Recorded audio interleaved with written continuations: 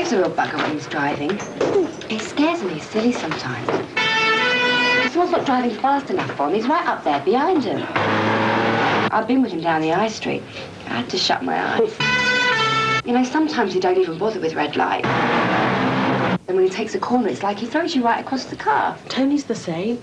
I'd say something, you know. It scares me. Oh, I keep out of it. He's so touchy, he'd be in a mood for hours. Still, it's his funeral.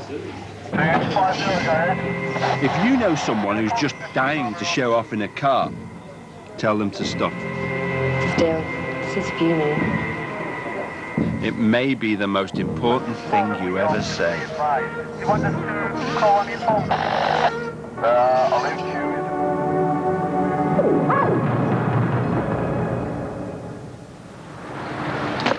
If you've got the readies, you can get any car you want and be whoever you want to be.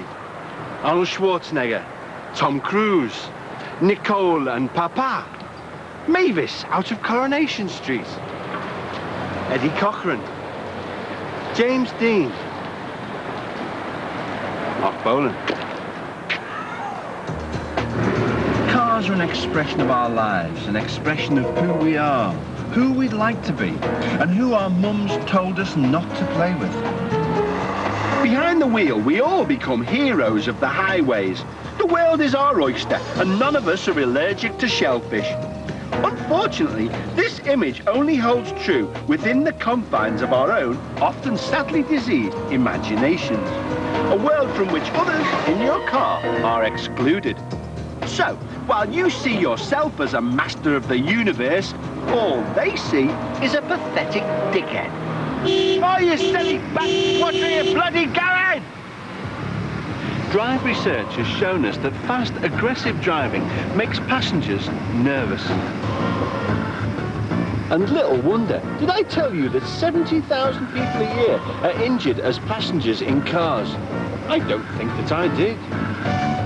Secret studies of the way drivers are affected by passengers have discovered that they do make people drive differently.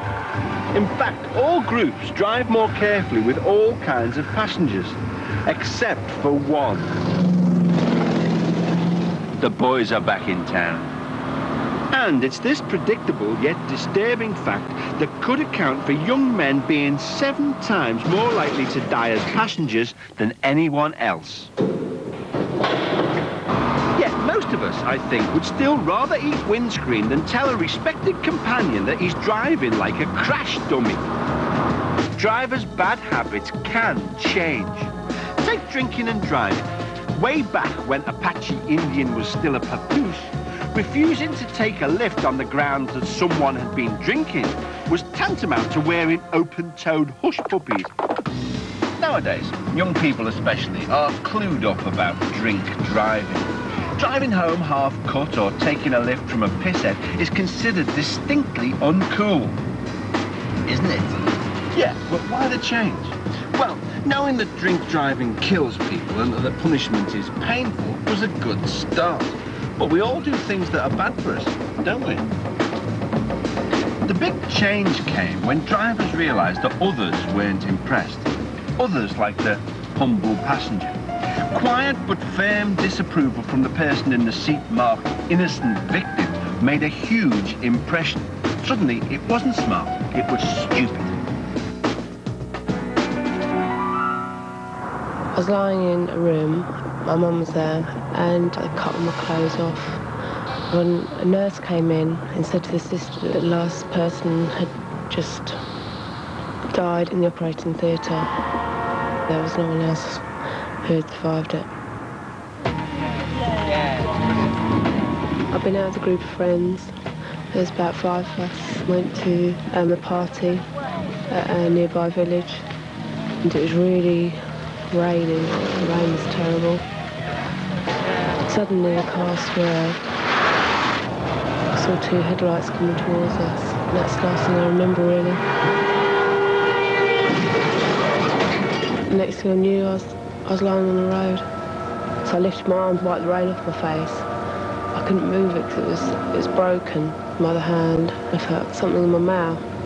I spat it out because I didn't know what it was, and then I realised it was my teeth. All I can remember is that I just wanted to go home. And all the time in the ambulance I was trying to bring my knees up to relieve the pain, but I couldn't because I had a broken pelvis. At 18 I thought I was immortal. One thing that never crossed my mind was actually facing death. When I came off the morphine, that is when it really hit me. I lost control. The full impact of what happened just hit me. We all do things and we don't realise we're doing it half the time because it's become such a habit. If someone's driving too close or taking chances, you should tell them. Absolutely, definitely you should tell them, because that habit could either kill them or someone else. People are always coming up to me and saying, Alexi, if we find it hard as drivers to change our driving habits, is there anything we as passengers can do to help? And I always quote an old Yemenese proverb which goes, you can tell a fish that it's not such a dish and the fish will merely smile. You can tell a canoe that its keel's not true and it won't get volatile. But tell somebody they're a crap driver and they'll kill you. Oh, me a crap driver? I've been driving 20 years, man and elephant. Yeah, but despite the wisdom of the Yemen, there are ways that you can tell even the most crazed psychopath that slowing down might be a good idea. Telling the driver that you've got a hand grenade triggered to go off at exactly 27 miles an hour usually works for me, but shrapnel can ruin the lining of your suit. So let's try something different.